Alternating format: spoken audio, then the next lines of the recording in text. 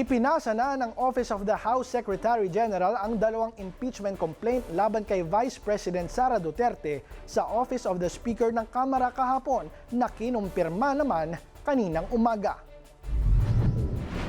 Ayon kay House Secretary General Attorney Cheloy Villacaria Garafil, formal na na-transmit kay Speaker Faustino Bogie D ang mga reklamo kahapon alinsunod sa konstitusyon at sa mga panuntunan ng House of Representatives.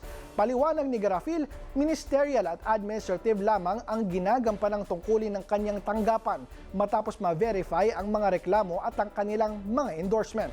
Ang unang impeachment complaint ay inihain ng Makabayan Coalition at inendorse ng mga party list representative ng ACT, Gabriela at Kabataan.